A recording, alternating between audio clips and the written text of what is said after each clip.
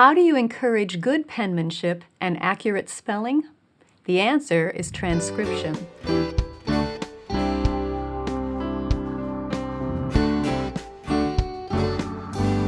I'm Sonia Schaefer with Simply Charlotte Mason.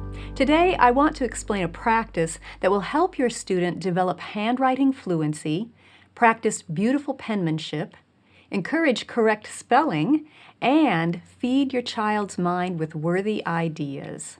It's a simple practice, but it can yield big results. That practice is transcription. Here's how to do it. Now, just as with copywork, you're going to need something to write and something to write with. The something to write with will be a pencil and paper, but the something to write will look a little different from copywork. Now, if you haven't listened to the How to Do Copywork episode yet, I suggest you do that first, so you'll have a clear picture of what we're talking about. I'll leave a link in the show notes. In transcription, the something to write will be presented in regular paragraph form, as in a book. There are no lines directly underneath for that letter-by-letter copying, just the text in regular book-type font. In fact, the something to write can be a passage in a book, and the student will transcribe directly from that book onto a separate sheet of paper or into a separate notebook. So, pencil, paper, and a passage from a book. Transcription is the next step after copywork. You remember that in copywork, the student learns and practices letter formation. Once she has a firm grasp on how the letters are formed, she doesn't have to stop and think, now, how do you write that one? And once she's reading pretty well, then you can move on to transcription. Transcription is a 4-step process, and these are the steps that the student will follow. Step 1, read the passage to be transcribed. If the student is to gain the benefit of the worthy ideas contained in the passages, she needs to give them her full attention before she turns her focus to her handwriting and spelling. So encourage her to read the passage first. Step 2, get a mental snapshot of a phrase. The student should look closely and carefully at a phrase and get an accurate picture of it in her mind's eye. Now, this is different from copywork.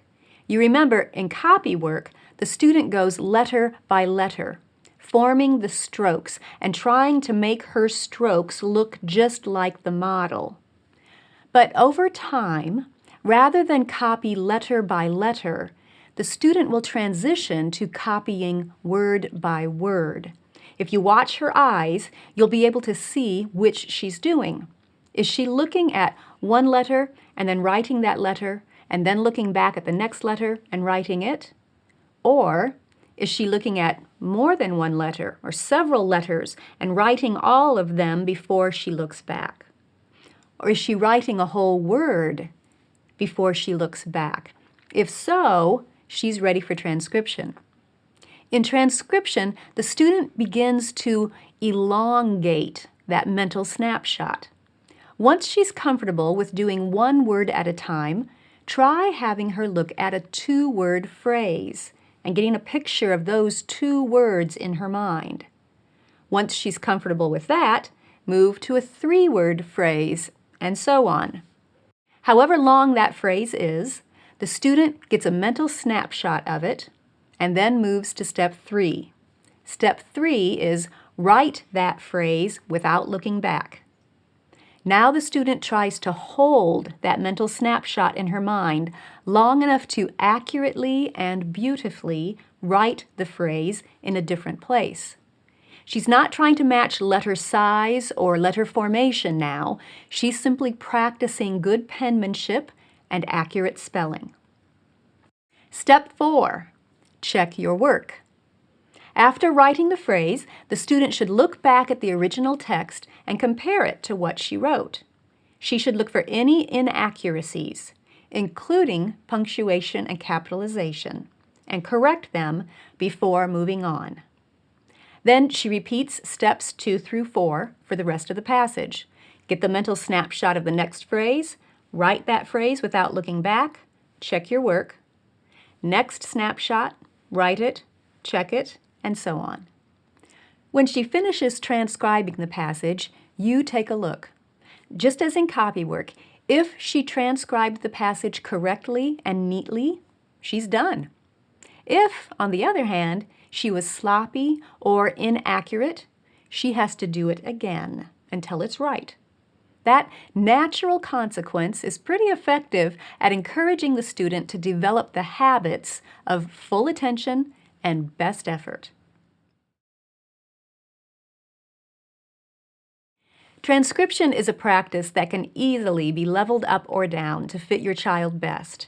Remember, you don't want to start transcription until your child is fluent with letter formation, is reading pretty comfortably at about a 3rd grade level, and has begun to copy a whole word at a time before looking back. Those are your cues.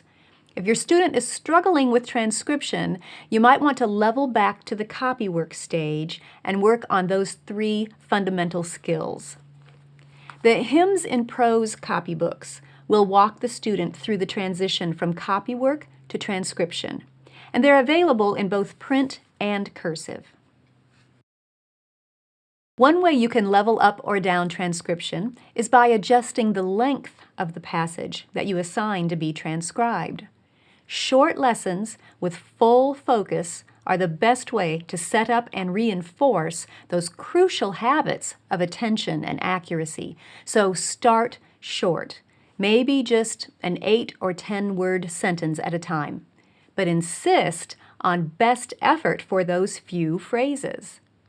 As those good habits are instilled, you'll be able to nudge out the length of the passages, but always emphasize quality over quantity. You can also level up or down by adjusting the difficulty of the passage to be transcribed, the reading level. Use passages that are at a level where your child can read them comfortably. The transcription lesson should not be a reading lesson. That's focusing on too many things at once. Transcription lessons are for working on handwriting and spelling. So choose a passage that your student can read with relative ease and increase that reading level as your student continues to advance in her reading skills. Whatever the level, make sure your student reads the passage before transcribing it. All of the passages you select should feed her mind with worthy thoughts. Spelling Wisdom is a great resource for that. It's full of good passages from a variety of excellent sources.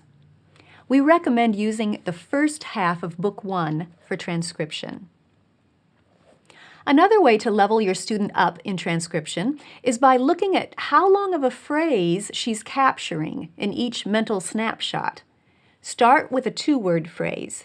If she can comfortably and accurately write 2 words without looking back, and she's doing that consistently, you can encourage her to level up to a 3-word phrase, and then a 4-word phrase.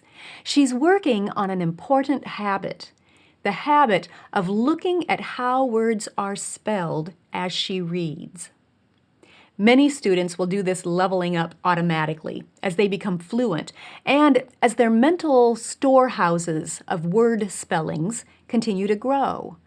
You see, as the mental storehouse increases, your student will be able to take longer phrases because she already knows how to spell many of those words and doesn't need to focus so intently on those particular words. She might already know 6 out of the 7 words in the phrase or sentence. So it won't take as much effort to get that mental snapshot. She'll simply be remembering the order of the words rather than concentrating on all of their spellings. It's only the one word she doesn't know that she'll need to focus on learning the spelling. And once the student has grown to the point where she can write a longer phrase or even an entire sentence without looking back and write it correctly, she's ready for dictation. We'll talk about that in an upcoming episode. Thanks for watching.